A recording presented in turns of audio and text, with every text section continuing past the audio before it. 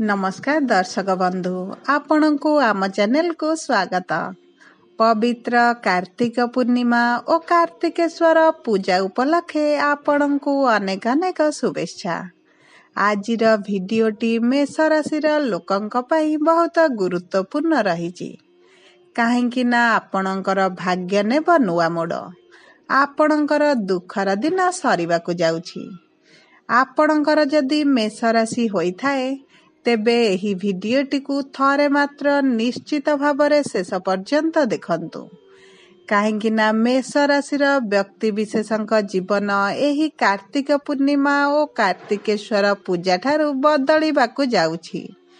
कारण प्रमुख ग्रह मानक चलन रे बहुत बड़ परिवर्तन हेबाकु जाउछि।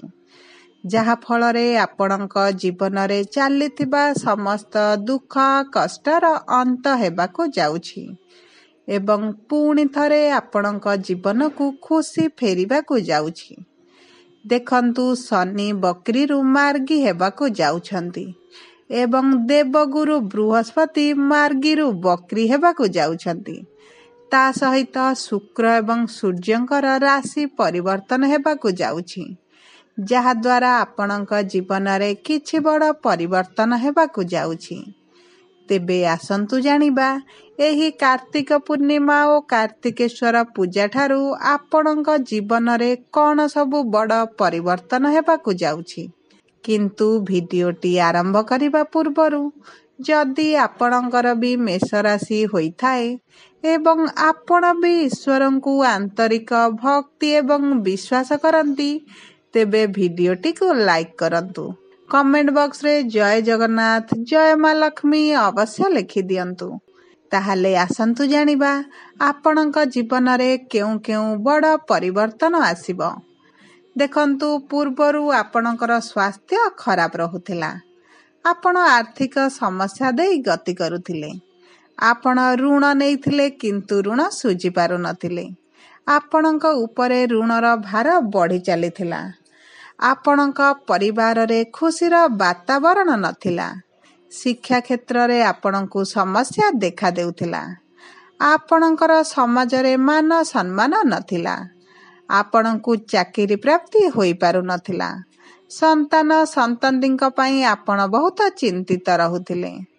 व्यापार वाणिज्य रे आपणकर लॉस हेउथिला। आपणक प्रेम जीवन रे कलह लागी रहिथिला। दाम्पत्य जीवन रे मध्य समस्या देखा देउथिला।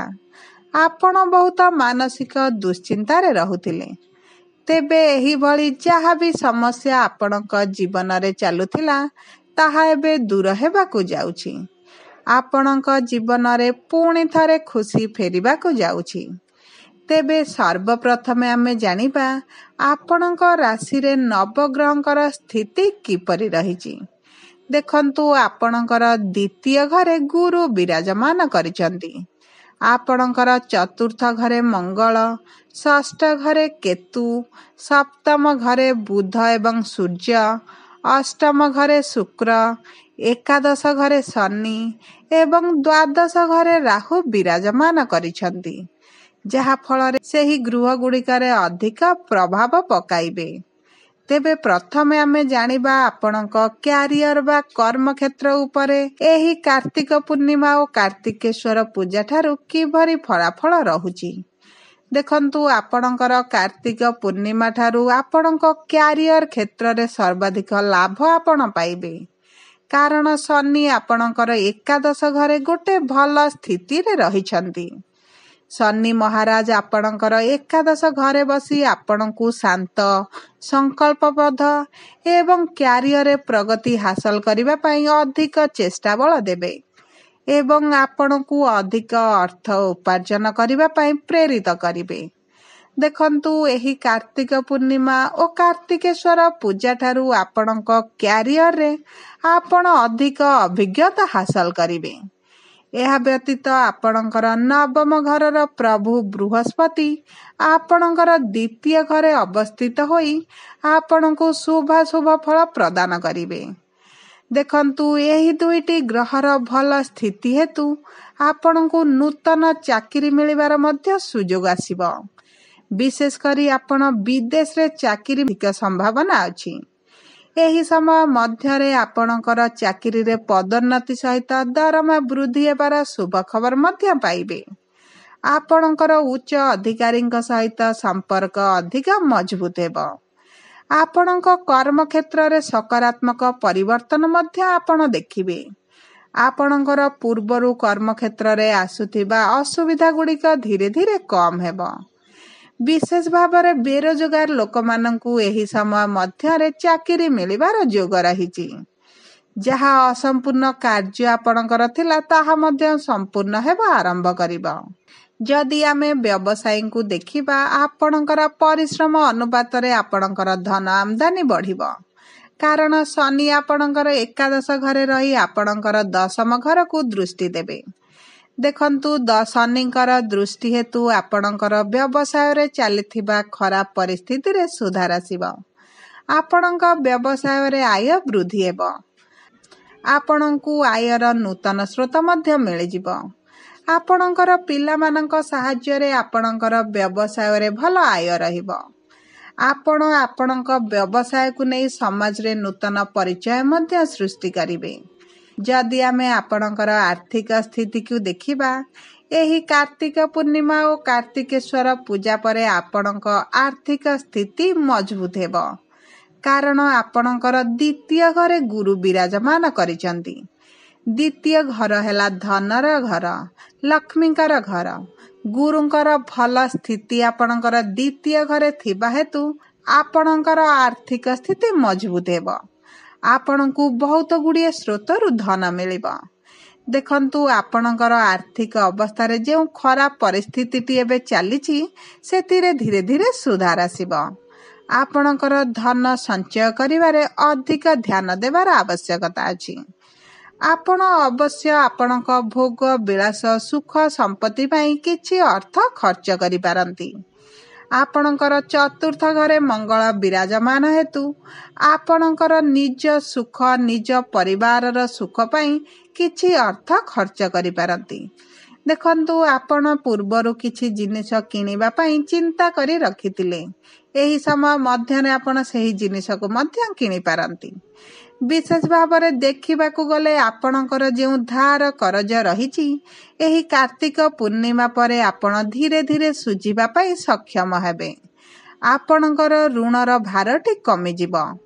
जदि आमे आपणकर प्रेम एवं वैवाहिक संपर्क को देखिबा आपणकर प्रेम संपर्क मजबूत हेबो। आपणकर सप्तम घरे बुध एवं सूर्य विराजमान करिसंती। आपणकर सूर्यंकर उपस्थिति हेतु आपणकर प्रेम संपर्क रे मधुरता बढ़िबो। आपणकर साथींक थारु आपण किछि गिफ्ट मध्य पाई पारंती। आपणक दाम्पत्य जीवन रे जेउ छोट बड़ समस्या थला सेथिरे आपण परिवर्तन देखिबे। देखंतु सप्तम घर हला आपणकर जीवन साथींकर घर, विवाहर घर। जो माने प्रेम संपर्क रे अछंती एवं विवाह करिबा पई मनस्थ करिसंती एही कार्तिक पूर्णिमा परे विवाह हेबार जोग रहिछि। एवं आपणक जीवन साथींकर स्वास्थ्य सेमानंकर भाग्य मध्य परिवर्तन घटिबो। आपणकर साथींक सहित आपणकर संपर्क मजबूत हेबो। जदि आमे आपणकर पारिवारिक संपर्क को देखिबा आपणक परिवार रे थिबा मतभेद शेष होई जिवो। आपणक पारिवारिक स्थिति रे उन्नति हेबो। देखंतु आपणक परिवार रे सुख फेरी आसीबो। आपणकर चतुर्थ घरे मंगलंक स्थिति हेतु आपणकर मांक सहित संपर्क भल रहिबो। ता सहित आपणकर अष्टम घरे शुक्र विराजमान करिसंती। शुक्रंकर दृष्टि आपणक नवम घरे थिबा हेतु आपणकर पितांक सहित संपर्क मध्य मधुर हेबो। आपणक भाई और भौणी मानक सहित संपर्क मध्य भल रहिबो। जदि आपणकर कोर्ट रे किछि केस चली थाए ताहा मध्य समाप्त हेबार संभावना अछि। देखंतु आपणकर पुराना समस्यार धीरे धीरे समाधान हेबा आरंभ हेबो। आपणक परिवार रे आपण धार्मिक किंबा मांगलिक कार्य मध्य संपन्न करि पारंती। आपणकर एही कार्तिक पूर्णिमा परे आध्यात्मिक कार्य प्रति आग्रह बढ़िबो। ଆପଣ ପୂଜା ପାଠ ଇତ୍ୟାଦି ଧାର୍ମିକ କାର୍ଯ୍ୟକଳାପ ପ୍ରତି ଅଧିକ ରୁଚି ଦେଖାଇବେ। ଦେଖନ୍ତୁ, ଆମେ ଯଦି ଆପଣଙ୍କର ସ୍ୱାସ୍ଥ୍ୟକୁ ଦେଖିବା, ଆପଣଙ୍କର ସ୍ୱାସ୍ଥ୍ୟ ଭଲ ରହିବ।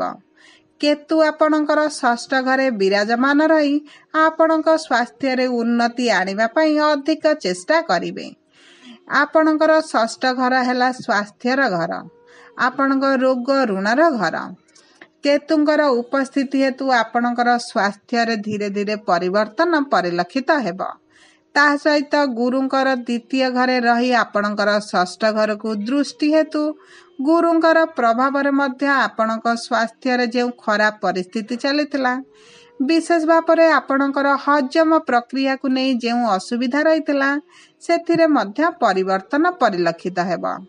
କିନ୍ତୁ ଆପଣଙ୍କର ଦ୍ୱାଦଶ ଘରେ ରାହୁ ବିରାଜମାନ ହୋଇ ଆପଣଙ୍କର ଆଣ୍ଠୁ ଗଣ୍ଠିରେ ପୀଡ଼ା ଦେଇପାରନ୍ତି।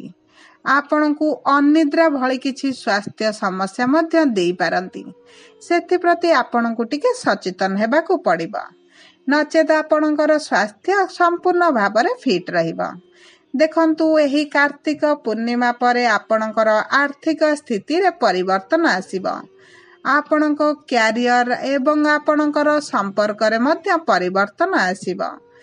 ଯଦି ଆପଣଙ୍କୁ ଆମ ଭିଡ଼ିଓଟି ପସନ୍ଦ ଆସିଥାଏ, ଭିଡ଼ିଓଟିକୁ ଲାଇକ୍ କରନ୍ତୁ ଏବଂ ଆପଣ ଆପଣଙ୍କର ମତାମତ କମେଣ୍ଟ ବକ୍ସରେ ଦିଅନ୍ତୁ।